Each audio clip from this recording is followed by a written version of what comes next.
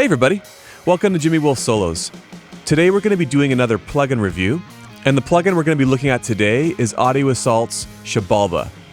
So this plugin is an emulation of the Bognar Shiva Anniversary Amp, and the Anniversary Amp was an updated version of the original Bognar Shiva, which came out in the late 80s, early 90s. Okay, so some notable players that use this amp were Jerry Cantrell from Alice in Chains, Brian Welch from Korn, Neil Schon from Journey, Trey Anastasio from Fish, and Ronnie Montrose from the classic band Montrose. I'm going to be doing the same format that I did last video. I'm going to be looking at the amp for the first time. I'm going to just twist some of the knobs and just see how it sounds, and I'll give you my first impressions of the amp. And then the next part of the video, I'm going to try to tone chase some of the classic riffs that were used with this amp. I'm thinking maybe Korn and Alice in Chains, so I'll try to copy the tones as closely as possible. So let's check out this plugin and see what it sounds like. Okay, so I just opened the Shibalba. This is the first time that I've seen or played it, so yeah, this is going to be fun. So this is, I guess, the unboxing of a plugin, if that's possible. Can't really unbox a plugin, but yeah, let's just see what it sounds like here.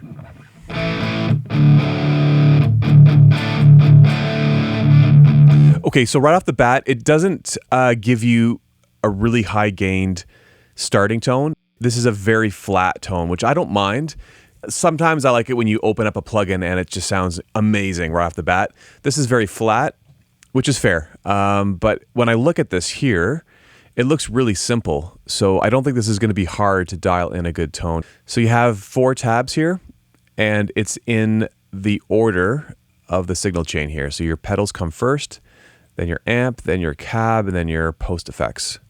So this is laid out really well so far.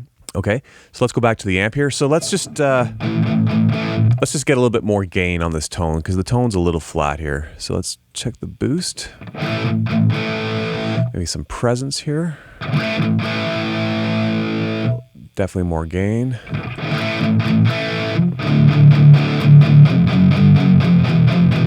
Sounds good. That sounds awesome. Maybe just a bit more treble. It's beginning to sound amazing now. So pedals, this looks pretty straightforward. We got our noise gate. Stick that on. Gets rid of the hum. We got our tube screamer, which is just called Screamer, which is fine. Sounds awesome. See, this pedal sounds great just as soon as you put it on, and the drive's not even at like, well, it's probably at like 0.5 or something. Sounds great. Oh yeah.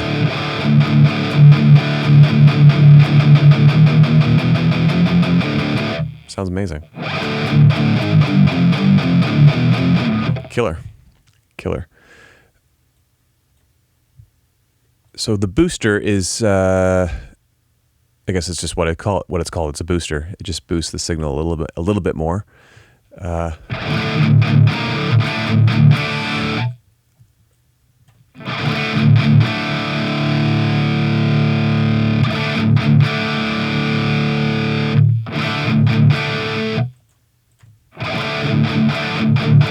So the booster, the screamer, the tube screamer in general tends to get rid of some of the bass in your tone. So right now I'm just hearing that the booster doesn't do that, which is great.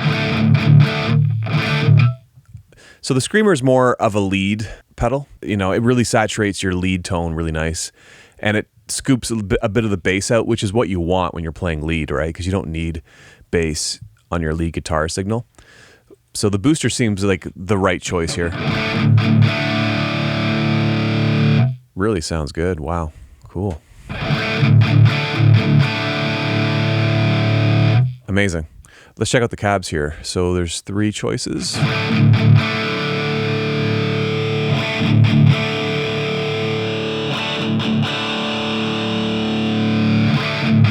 Yeah, this would be my first instinct, is to go with this one. Just sounds a little fuller, has more bass in it. These ones seem to have a bit more high end. The bass seems scooped out. So yeah, I would definitely go with this one. Now if we click on the mics, okay, we can move it around.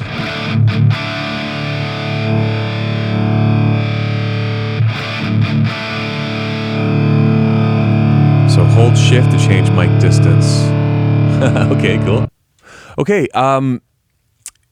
yeah, this is great so far. I absolutely love it.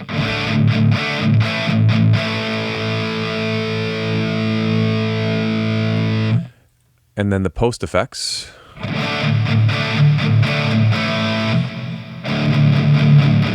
Okay, so got some verb. That's a bit much.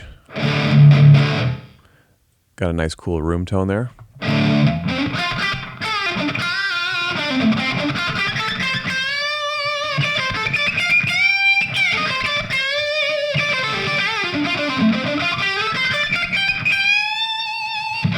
Lead tone sounds really good on this too.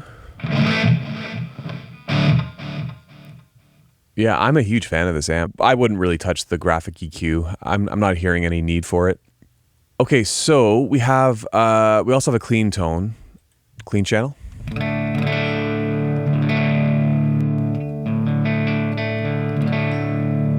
It sounds pretty cool.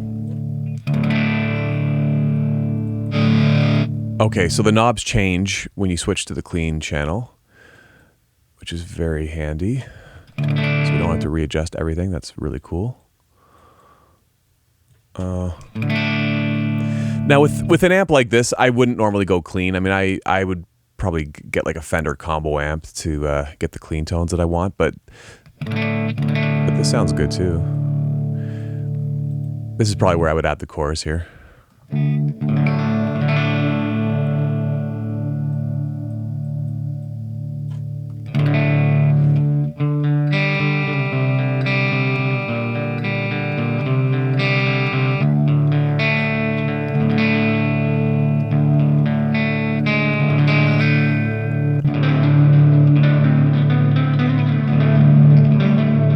Nice. Cool. Okay, one really quick thing I'll mention is that this also comes with about 14 different IR files that you can load in to alter your tones a little more, which is awesome. And it looks like you can mix and match the left and right sides too, so yeah, super cool. Okay, now let's do a little tone chasing. We're going to try to copy the tones of the record with the plugin and see how close I get to the actual tones, okay? So we're going to start with Alice in Chains' Them Bones.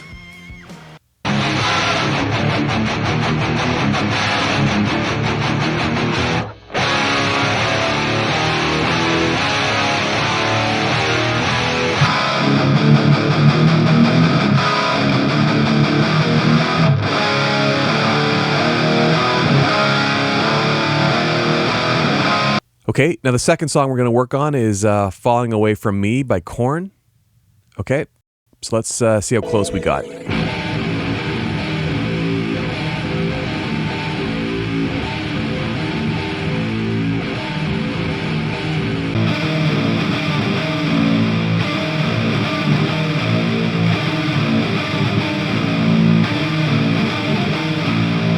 Okay, so just some final words about this plugin.